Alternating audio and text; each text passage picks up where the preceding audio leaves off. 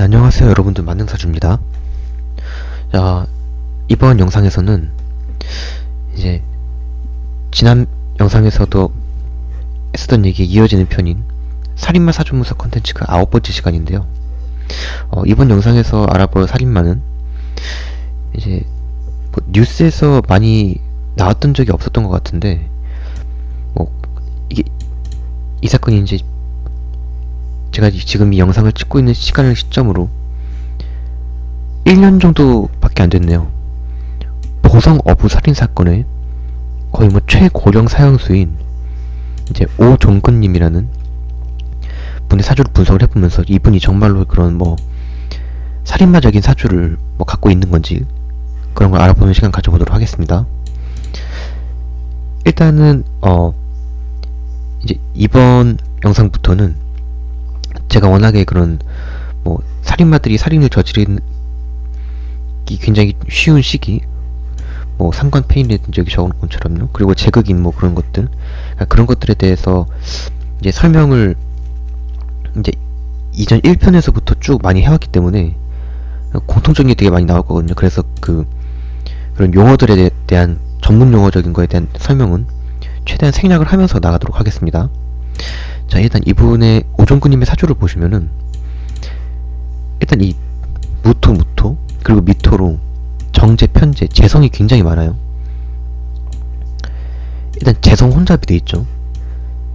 그래서 일단 이런 분은 굉장히 삶을 살아가면서 이게 뭐냐면 이제 쟤는 남자에게는 이제 한자로 재물제로 남자에겐 돈과 여자를 뜻한다고 제가 굉장히 입이 닳도록 말을 했었는데, 근데 사주에 일단 이 6글자에마저도 재성이 상당하기 때문에 이분은 뭐 수기운, 인성, 학업운도 없고요. 그래서 저는 이분이 딱 봐도 이제 제가 살인마 사주 분석을 컨텐츠로 계속 해오면서 굉장히 살인마들의 공통적인 게 뭐냐면은 다 어린 시절에 그 학업이 완전하게 끝마쳐지지 못했다는 겁니다. 뭐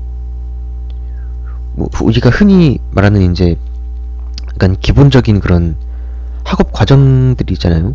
뭐 초중고 대학교 거기까지 이제 많은 이 한국 사람들이 말하는 뭐 어느 나라에도 마찬가지 겁니다. 그거는 뭐 초중고 대학교까지 나오는 그런 거를 이제 인성운이 뭐 제대로 돼 있다 안 돼 있다 그렇게 보는 건데, 사주에 인성이 없기 때문에 이분은 제가 봤을 때는 아마 뭐 굉장히 높은 확률로, 제가 자세히 찾아보진 않았는데 아마 그 학업에 관한 뭐 학교에 관한 그런 뭐 대학을 나오고 그런 게 굉장히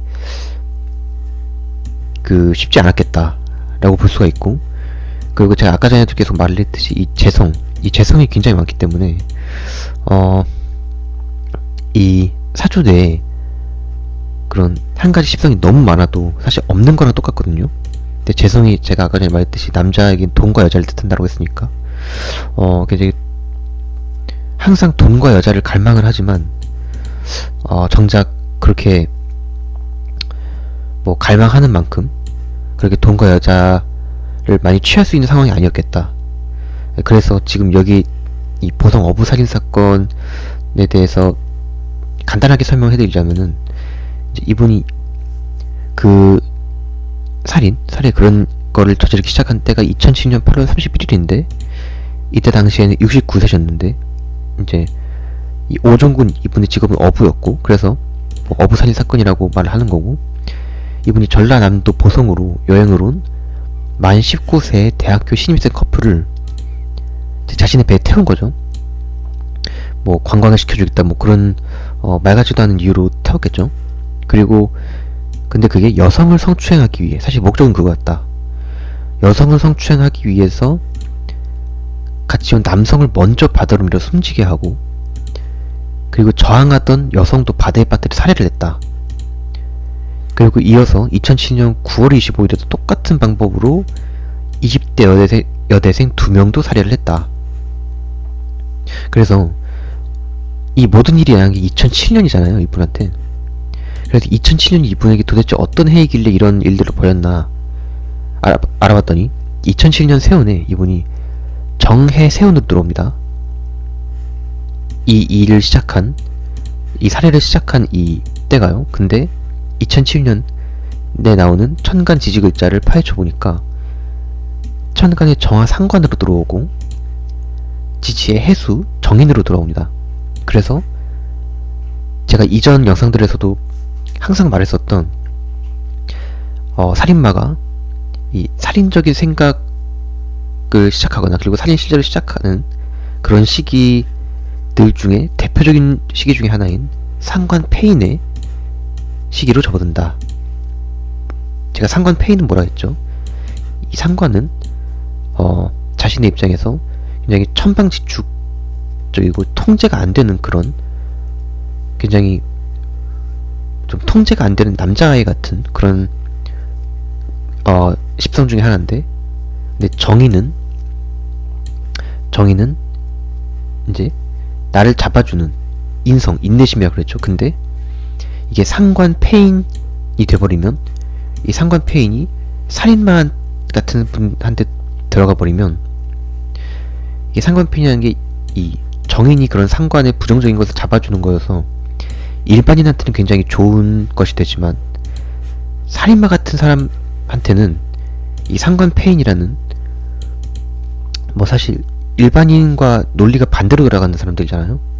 그렇기 때문에 원래 이 상관폐인이라는 것은 굉장히 좀 길한 사주적 의미이지만, 이런 오존근인과 같은 살인마한테 이 상관폐인이 들어가니까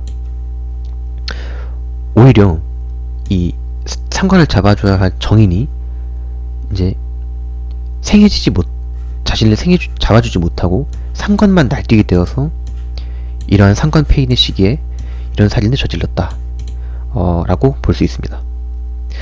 솔직히 이분에 대한 이분 오종근 씨에 대한 살인사건 기록이 사실 이것 말고는 많지가 않아서 이번 영상 그렇게 길진 않았는데, 어쨌든 이번 영상에서는 오종근님 보성 어부 살인사건 최고령 사형수 오종근님에 대해서 알아본 시간을 가져봤고, 혹시라도 영상을 보시면서 나는 이분 사주하고 굉장히 구조가 비슷한데 난 태어난 시간까지 아는데 라고 하시는 분들이, 아니면 나는 이분의 사주하고 구조도 전혀 다르고 태어난 시간도 다르지만 난 내 미래나 직업 적성을 사주를 통해 알고 싶어 라고 하시는 분들은 영상이 끝날 때마다, 그리고 영상이 업로드 될 때마다 제가 영상 안에 설명란과 고정 댓글란에 적어놓는 제 만능사주 카카오톡방 링크나 혹은 제 비즈니스 이메일 주소인 에브리사주의@gmail.com으로 문의를 주신다면 친절하고 섬세하게 합리적인 가격으로 사주 상담해드리도록 하겠습니다. 자, 저는 그러면 다음 살인마 사주 분석 컨텐츠 영상으로 돌아오도록 하겠습니다. 안녕히 계세요.